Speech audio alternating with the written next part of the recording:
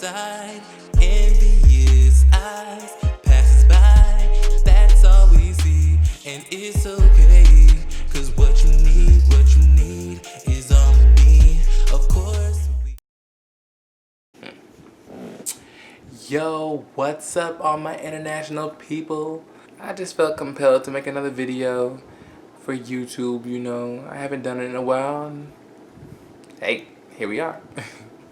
But today I just want to talk about the makings of Daydream, the EP that I just released October 20th. Yeah, it's out now. My first baby, my first project, it's out. I'm loving every minute of it. It's dope, it's crazy. Literally, I love it so much. So Daydream, for one, Daydream, it had many names. It had many names. It had something along the lines, it started out being called The Distance, I believe, or Distance. And then it got changed to Daddy Needs a Daddy. It was going to be called Daddy Needs a Daddy. And that came out of a joke. Me and Korby had just saying stupid shit, and I was like, yeah, Daddy Needs a Daddy. He was like, that should be what the album's gonna be called. He said the album should be named. I'm like, and low key, I was with it. In hindsight, I'm glad we didn't do that. That shit was not gonna work. I'm like, the name for this, and I'm like, what's the name gonna be? And I thought, like, Daydream was gonna be a great, Daydream was just a good name for it. The tracks on there were just me, you know, talking about, singing about, just things I think about throughout the day. And most of it's love related. Love related. I'm a hopeless romantic. I am. And I think about a lot of my past relationships a lot. Past situations a lot. And, you know, what better way to open up on your first project than to open up about your old issues. I dropped Just For You last year, I want to say July or August. I forgot. I dropped that. And after that, it was just on go from there. I had a great response regarding the song. Korby, my audio engineer, had came up with the idea of me dropping an EP. And I'm sitting here thinking, like, yeah, we could do that.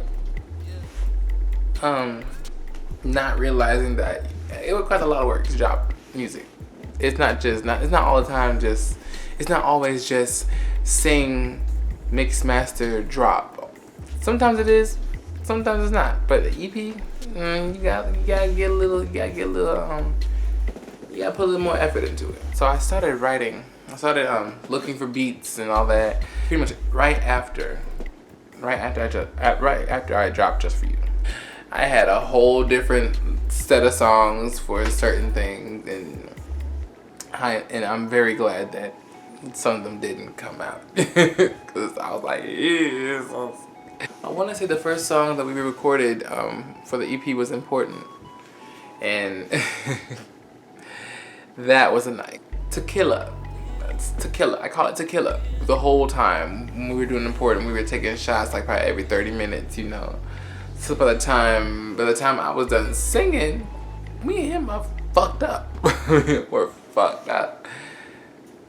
I was pretty good, I'm not gonna lie. He's not much of a drinker, so he was kind of going through it. Sorry to put you out there, Korby. We had started recording, I want to say, in December 2018. And then the last song was recorded, I want to say, May, June. And the whole time, I just remember just telling everybody, I'm like, yo, listen, like, I remember telling people, like, yo, okay, so this EP is gonna drop by May. May came. Nothing. And y'all have to understand that this shit costs money. So saying that, I felt bad for saying, like, yo, this shit's gonna be done by May or June, and May or June come around, and this shit's not done. And it's because your boy was broke. I was getting out of my own place. I had to come back and live with my mom for a bit, and was focused on other things. You know, priorities. You know, life happens, and you gotta get yourself resituated into your get yourself readjusted to your life, and yeah. So the last song was recorded around May, June. I was happy about that. I'm like, cool, that part's finished. And so at this point, you know, I'm like, okay, y'all,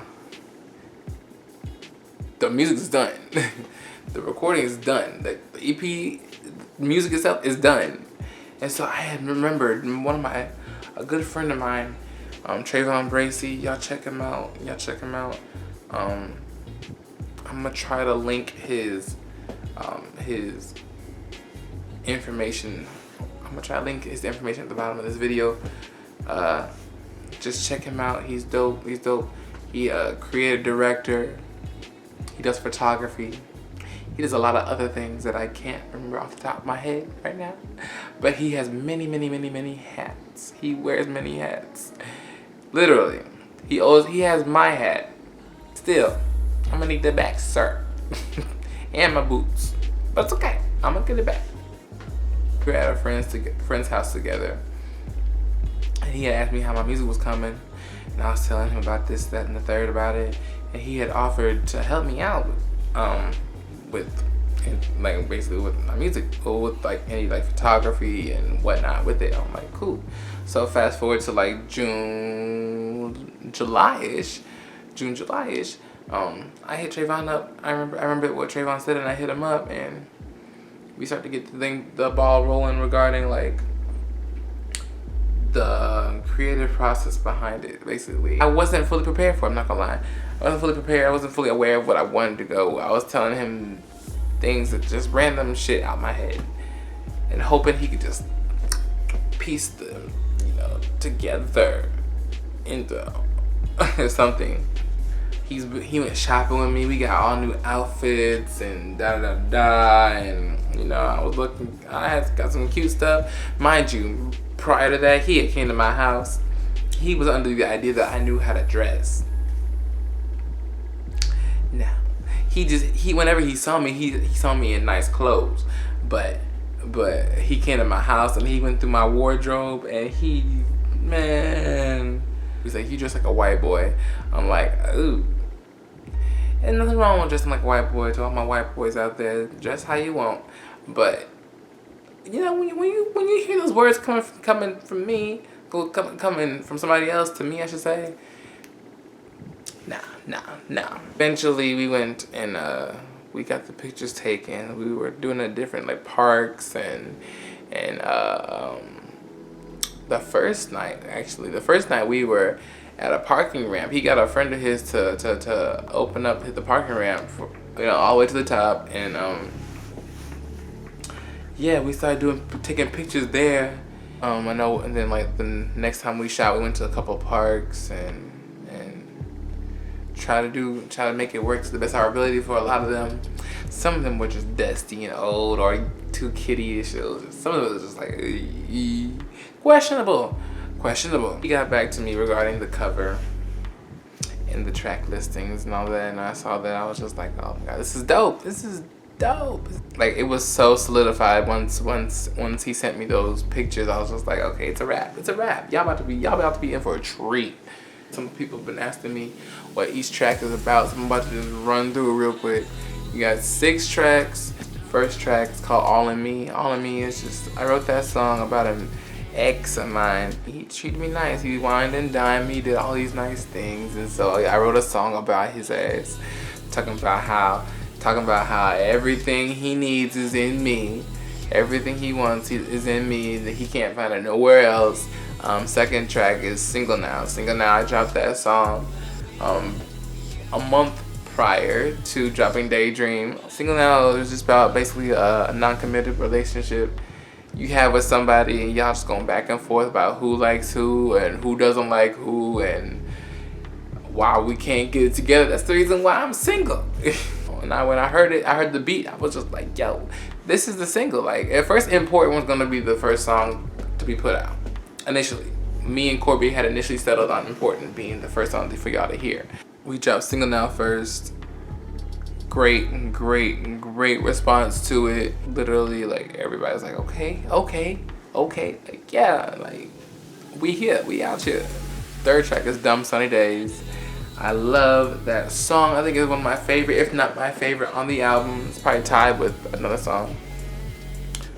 Dumb Sunny Days is just about, I wrote this song about a guy who I had like a big crush on in 8th grade. It's just me saying like, why can't you love me?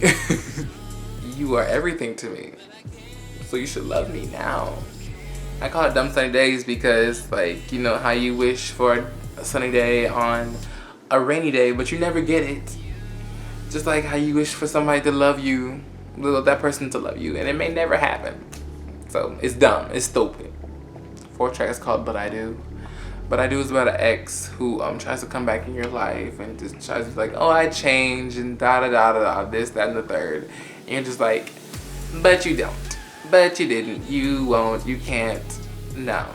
You're a liar. The lies. The lies. The lies. There you go. This bitch. The lies. The 5th track is Important. Important is definitely one of my favorite songs on there, just because it's about my most recent breakup, like last year. Communication was ass. Like, you don't want to talk on the phone when I call. You don't call back. You barely text back. You only want to hit me up when you want to fuck, and that's not cool. Important just basically how saying like how he doesn't make me feel important to him anymore. How he needs to make me feel important. I think it's one of I guess you say a fan favorite. People told me that track 5 is dope to them. Important. It's like real shit. And the last song is called I Don't Know. Fun fact, I wrote I Don't Know like years ago. I started writing I Don't Know like years ago. I wrote I Don't Know when I was still in high school. I'm 24 now. I Don't Know is just me just singing about, just questioning why somebody likes me, why this person loves me so much, when all the reasons like they love me for are reasons that people left me for, you know. So, you know, just a bit of insecurity, ends on a bit of an insecure note, but at the same time, you know, we're good. Like, I love what? Thank you. Biggest thanks to Korby Bohannon. Y'all check him out. Y'all check out his music. He's dope. I can't thank him enough. Literally, like, I know him since middle school. Yeah, since middle school. You know, and yeah, we got throwback pictures of us in the damn studio at our old school, and literally it was just like it was meant to be. It has come full circle, and I'm really appreciative to him. I love him so much. I want to thank Travon Bracy. Like, that's my friend. He's so talented. He's so dope. He's so creative, so out of the box, and so patient, and so very patient with me. I want to thank you to the beat makers, you know, to Dope Boys Music. I want to say thank you to Ebby on the track. I want to say thank you to Gold House. I want to thank everybody who has listened to Daydream so far. My growing fan base, my lovely fans, I love y'all. My friends, my family, I appreciate all the love I received regarding my first project, my first baby. Can't thank y'all enough.